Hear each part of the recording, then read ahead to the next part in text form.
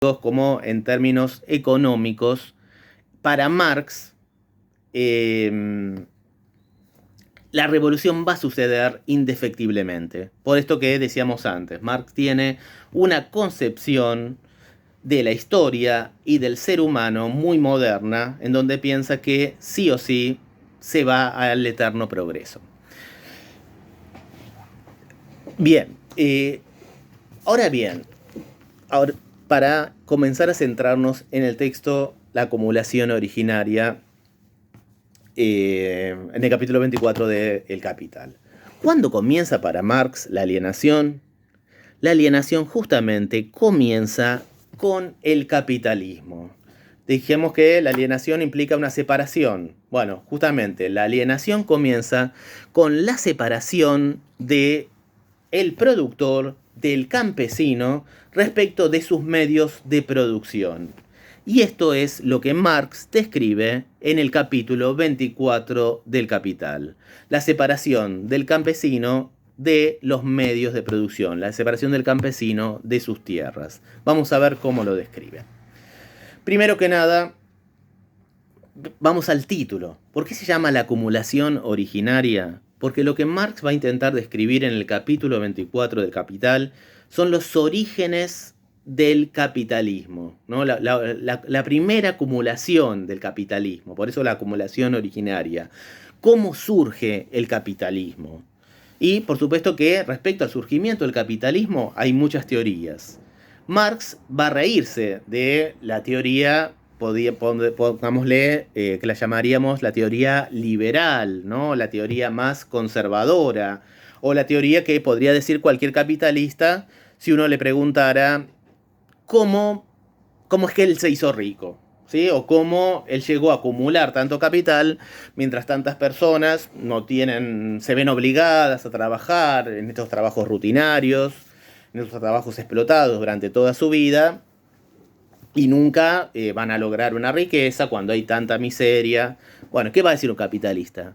Bueno, ¿y qué va a decir? Va a decir que lo hizo trabajando. Bueno, para Marx, en el surgimiento del capitalismo no está el trabajo. Vamos a ver que está la expropiación, está el robo, está el usufructo, y vamos a ver que bajo los métodos más sanguinarios y más despiadados. Vamos al texto. ¿Cuándo comienza el capitalismo para Marx? Lo va a situar en un lugar y en un momento en particular. Inglaterra, finales del siglo XV, comienzos del siglo XVI.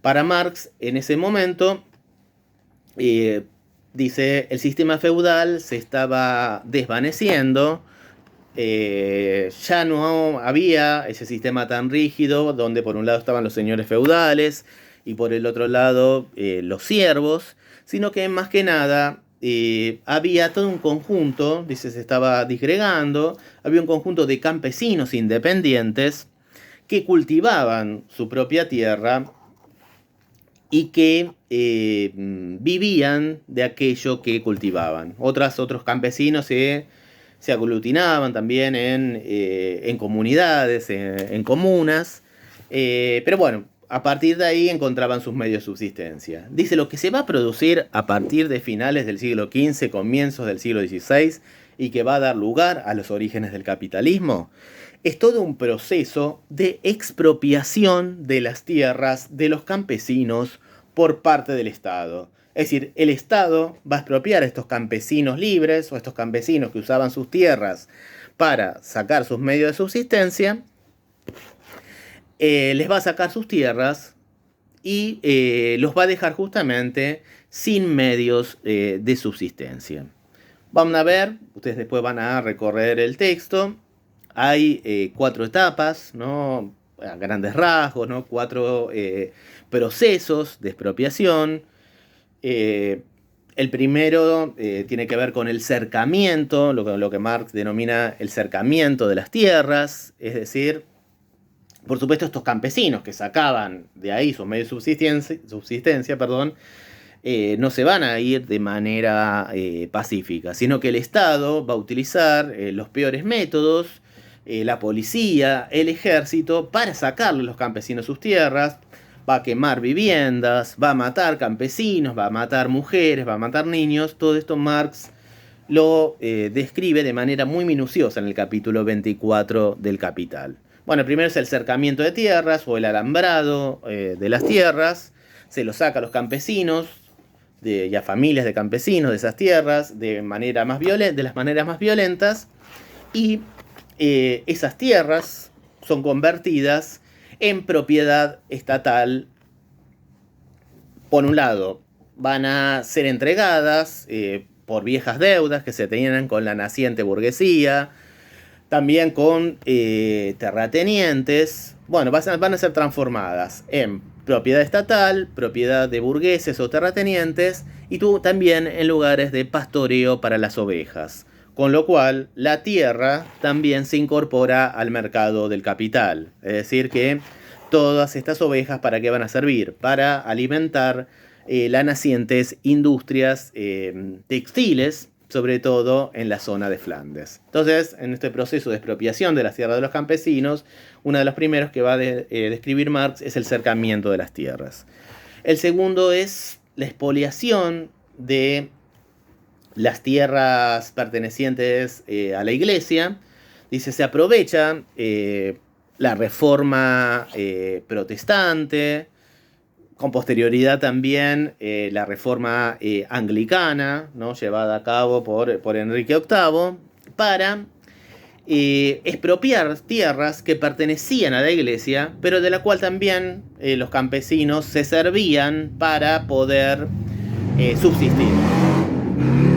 Estas tierras entonces son expropiadas por el Estado, estos bienes de la iglesia son expropiados por el Estado, y también todo un conjunto de campesinos, los que no son asesinados, además de sus viviendas, como decíamos antes, incendiadas, son obligados a quedarse sin medio de subsistencia y, por supuesto, a huir a las nacientes ciudades capitalistas.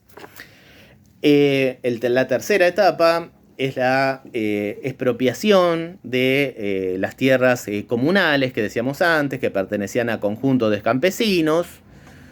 Y una última etapa tiene que ver con lo que él va a llamar despejamiento o barrido de tierras. Es decir, viene el ejército, viene la policía, encuentra campesinos de acá por allá, y también de la manera más violenta y sanguinaria, despiadada, les arrebata las tierras, les arrebata sus bienes, y a quienes no matan, como decíamos antes, los obliga a huir a las ciudades.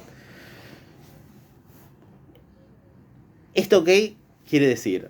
Que para Marx, en el comienzo o en el surgimiento del capitalismo, lejos de estar el trabajo, está la expropiación llevada a cabo por el Estado, con los métodos más sanguinarios.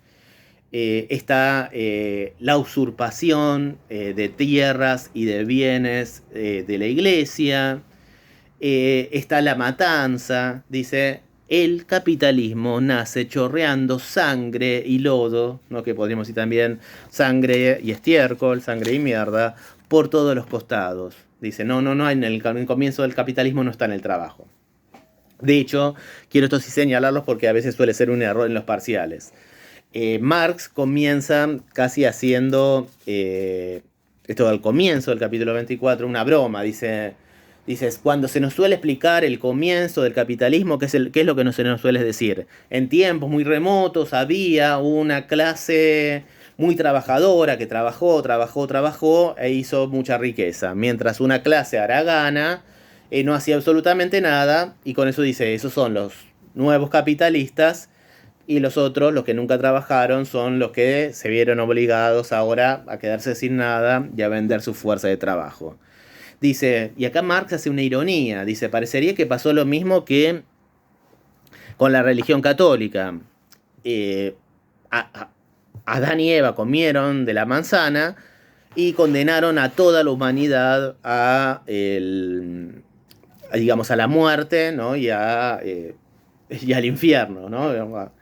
Dice, en cambio, dice, tanto, dice, y acá nuevamente está siendo irónico, dice, tanto trabajaron estos primeros capitalistas que condenaron después a generaciones y generaciones de trabajadores a dejar su vida, su sangre en el trabajo y a no llegar ni siquiera a subsistir, digamos, ¿no? A tener lo mínimo para subsistir, a no llegar ni siquiera a una mínima porción de la riqueza del capitalismo. Dice, bueno, dice, no, dice acá, dice, es difícil, dice Marx, que en los comienzos del capitalismo esté el trabajo. Lejos de esto, para Marx, está el Estado expropiando, apoyando a una clase que se venía enriqueciendo, beneficiando a unos y perjudicando a otros. Dice, no está el trabajo en el comienzo del capitalismo. Por eso el capitalismo para Marx se monta o se basa sobre un sistema injusto, estructuralmente injusto. Nace con este signo de la sangre y de la injusticia. Y por eso debe ser derribado, ¿no? Porque si no uno diría, ¿por qué el obrero tiene derecho a rebelarse contra el capitalista? Primero porque el capitalista, esa fortuna, la construyó en base al robo, al usufructo, ¿sí? Y a la explotación de los otros, ¿no? Por eso es tan importante también este capítulo 24 del Capital. Dos cuestiones más. ¿Cuál es también el otro objetivo, mejor dicho, de esta expropiación de las tierras de los campesinos? Es que estos campesinos se queden sin nada que vender, salvo su fuerza de trabajo, y se vean obligados a ir a las ciudades a trabajar en las nacientes fábricas o manufacturas capitalistas.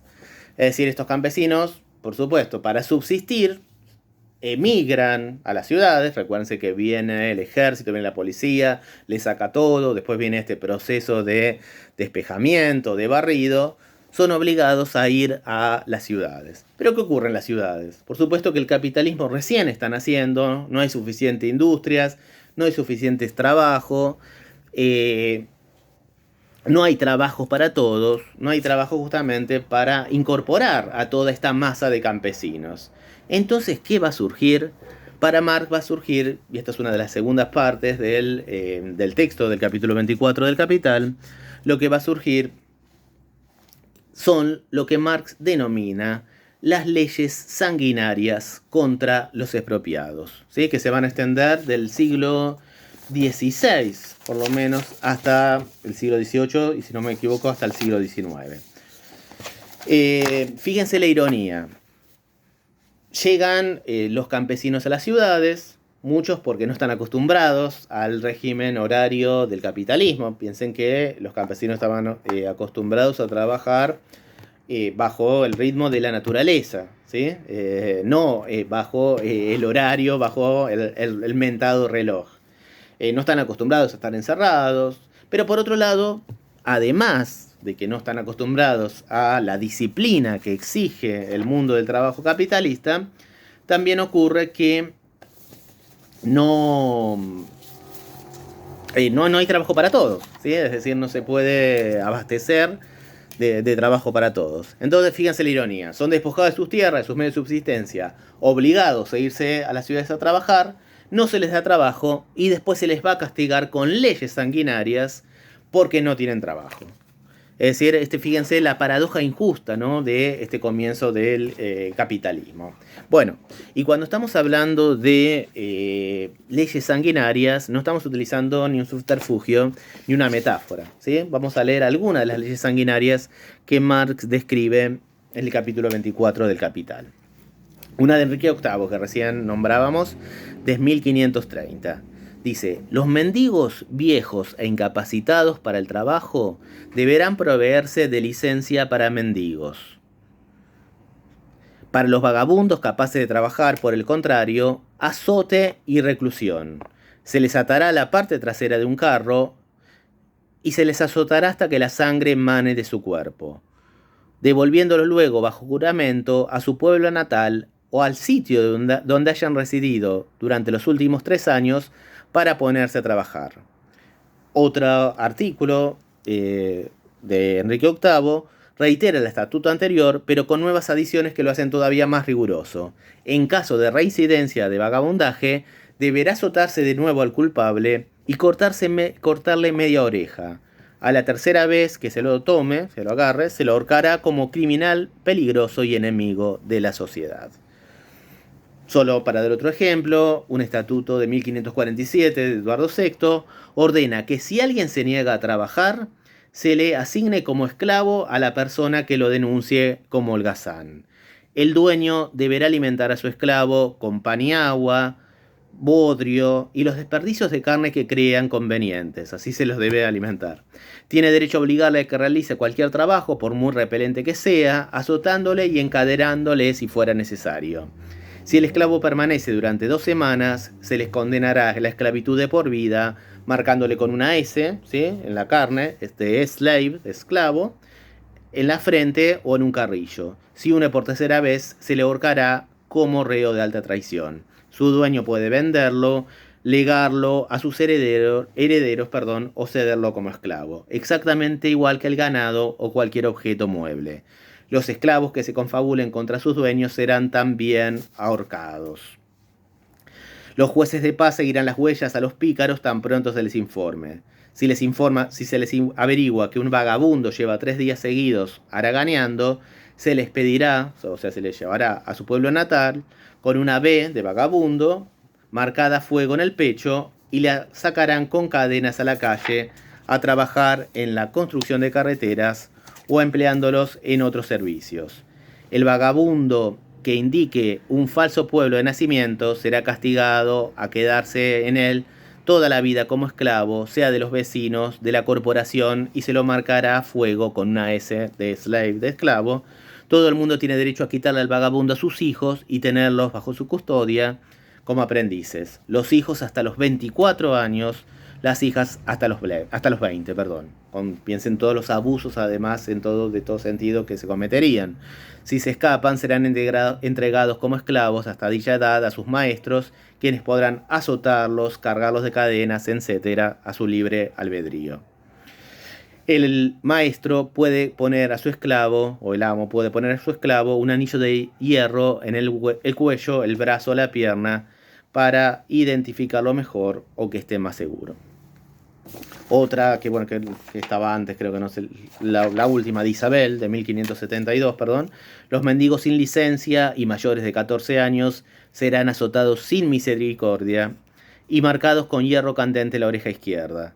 En caso de reincidencia, siempre que sean mayores de 18 años, serán ahorcados. Bueno, fíjense que entonces estas leyes sanguinarias, injustas, es el Estado, en definitiva, apoyando a las nacientes sociedades burguesas o capitalistas, poniéndose del lado, ¿no?, de aquel que explota, justamente. Vamos a ver que estas van a ser una de las características del Estado y del derecho en Marx. Para Marx, el Estado y el derecho siempre, esto lo van a ver la semana que viene con Alejandra Pagotto, siempre van a defender a las clases dominantes. Para Marx, esta es la función del Estado, es la función del derecho, es la función del arte, es la función de la religión. Defender a justamente esa clase que recién decíamos explota a otras clases. Esto, por supuesto, que va a llegar a su fin con el fin de la sociedad capitalista, porque para Marx, después de la sociedad capitalista, va a venir la sociedad socialista y la sociedad comunista, donde ya no va a haber hombres que exploten a otros hombres.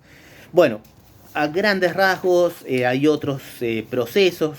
Este es el proceso de génesis del proletariado. Marx va a señalar cómo también el capitalista industrial va a haber acrecentado sus recursos merced a la explotación que se realiza merced también al autodenominado descubrimiento de América, ¿sí? Sabemos que esto produce para todo el capital europeo todo un conjunto de plata, de oro. También en América va a haber una fuerte esclavización, diferentes métodos de esclavización, de trabajo forzado, de los pueblos originarios. la conquista y el saqueo de las Indias Orientales, la transformación también de África en un coto reservado para la caza comercial de esclavos, de negros, ¿no? Todas estas cuestiones, dice Marx, forman parte del proceso de surgimiento del capitalismo, ¿no? Del proceso que va a terminar en una clase que se queda sin nada que vender, salvo su fuerza de trabajo, y obligada a vender su fuerza de trabajo, que va a ser lo que Marx va a denominar la clase trabajadora o el proletario, esos que no tienen nada, salvo su prole, salvo sus hijos, y la otra clase, que es la clase poseedora, la clase que es los dueños de los medios de producción, que cada vez acumula cada vez acumula más riqueza y que cada vez explota con más fuerza a la clase desposeída o a la clase trabajadora. Lo que quiero que quede claro es el concepto del surgimiento del capitalismo en Marx. El capitalismo en Marx surge bajo el signo de la explotación, la expropiación de las tierras, la explotación de los seres humanos, tanto en Europa, bajo el signo de los trabajadores, como de los esclavos en África, también después trasladados a América, como de los pueblos originarios en América, bajo el robo también del oro y de la plata de América a Europa. Bien, esto es, bueno, ya se me está terminando los minutos que tengo para este primer video. Ahora pasamos a una segunda parte para contar algunas breves otras cosas de esta primera charla sobre Marx y continuamos.